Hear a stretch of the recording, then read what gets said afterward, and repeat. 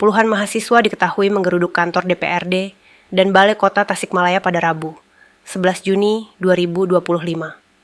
Aksi ini dilakukan untuk menuntut kasus pencemaran lingkungan akibat tempat pembuangan sampah akhir Ciangir. Masa aksi mendesak Dinas Lingkungan Hidup dan Pemkot Tasikmalaya untuk segera menyelesaikan kasus tersebut. Menurut mereka, sumber air yang digunakan masyarakat sekitar lingkungan TPSA Ciangir tercemar dan beraroma tidak sedap. Hal tersebut lantaran tidak ada filtrasi di sana, sehingga menyebabkan kebocoran dari kolam limbah sampah TPSA Ciangir ke aliran sungai warga. Korlap aksi, Raffi Faza mengatakan, sampai sekarang tidak ada filterisasi yang dibangun untuk menyaring air lindi di TPSA Ciangir. Selain itu, pengelolaan sampah yang ada di TPSA Ciangir tidak berlandaskan Undang-Undang Nomor 18 Tahun 2008 tentang pengawasan sampah. Raffi juga menyoroti tentang pengelolaan gas metana TPSA Ciangir yang masih menggunakan metode lama. Bahkan, izin lingkungan di TPSA Ciangir masih menggunakan tahun 2012 dan belum diperbaharui. Raffi menilai bahwa pemerintah Kota Tasikmalaya telah lalai dalam hal ini. Padahal keluhan masyarakat terkait pencemaran lingkungan di wilayah Ciangir sudah terjadi sejak beberapa tahun ke belakang. Yang dilihat itu banyak sih persoalan sih yang ada di TPA Ciangir gitu ya. Yang kami angkat sekarang adalah pencemaran belum usai di refleksi Harian Lingkungan Hidup. Yang mana ternyata persoalan lingkungan yang pertama saja air lindi yang seharusnya ada filtrasi, ada katakanlah filter untuk sampai nantinya dibuang ke sungai, ini tapi tidak ada sampai sekarang gitu ya. Baru ada perencanaan pembangunan katanya tadi juga, perencanaan untuk adanya filtrasi, itu yang pertama. Yang selanjutnya, pengelolaan sampah yang ada di TPA Ciangir itu tidak menggunakan atau tidak berlandaskan dengan Undang-Undang Nomor 18 Tahun 2008 tentang pengelolaan sampah, masih angkut kumpul buang. Jadi katakanlah masih menggunakan metode open dumping gitu. Maka itu bisa menjadi potensi pencemaran juga.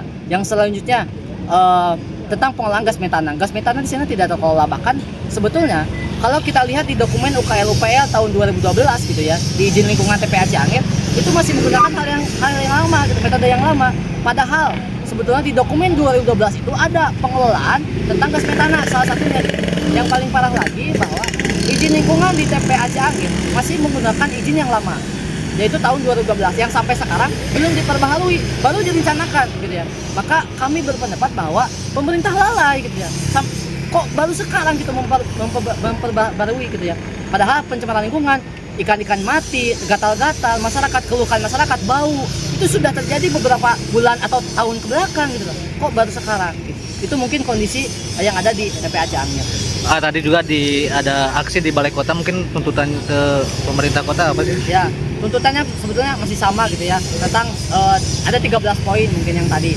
Yang kami tekankan di sana adalah tentang yang tadi, tentang air lindi harus tetap filtrasi, dokumen AMDAL diperbaharui, bahkan pengolahan sampah yang ada di TPA Ciangir harus lebih optimal, jangan menggunakan pendamping tapi bisa ke metode lain, contoh misalkan sanitary landfill gitu ya. Nah itu perlu ada kajian. Tapi yang paling penting menurut saya adalah yang paling penting tadi disampaikan di Balai Kota adalah pencopotan Kadis LH, karena Denny selaku Kadis LH kalau kinerjanya baik, pencemaran lingkungan itu pasti bakal selesai. Dari beberapa waktu ke belakang sampai sekarang itu belum selesai. Ini ada pertanyaan, berarti kinerja dari kepala dinas dan perangkatnya belum optimal dalam mengatasi pencemaran lingkungan. Hasil di DPRD sendiri gimana Kang tadi?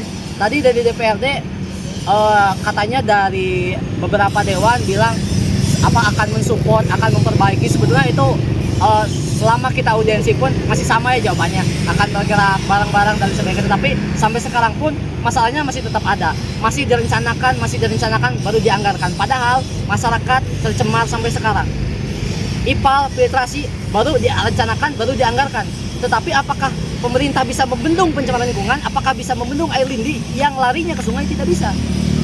Langkah-langkah berikutnya apakah misalkan ketika keinginan atau tuntutan mahasiswa tidak diindahkan oleh DPRD ataupun pemerintah kota? Nah, di luar dari advokasi ini kami bakal terus melakukan edukasi lingkungan juga. Kami ke masyarakat melakukan edukasi, kami ke mahasiswa juga mengedukasi lingkungan, karena tujuan kami di masalah lingkungan, kelestarian lingkungan bukan hanya tentang Ciangir juga, tapi ingin Kota Tasik yang lebih lestari gitu ya. Nah selain itu mungkin kami juga akan mengkaji lebih jauh gitu ya, tentang masalah anggaran, tentang masalah dokumen-dokumen yang lain yang memang itu menunjang atau katakanlah ingin mewujudkan atau menghentikan pencemaran lingkungan ada di Taman Sari. Kita juga kalau misalkan dari beberapa tuntutan itu tidak diindahkan, mungkin kita juga akan datang lagi ke sini dengan eskalasi masa yang lebih banyak lagi.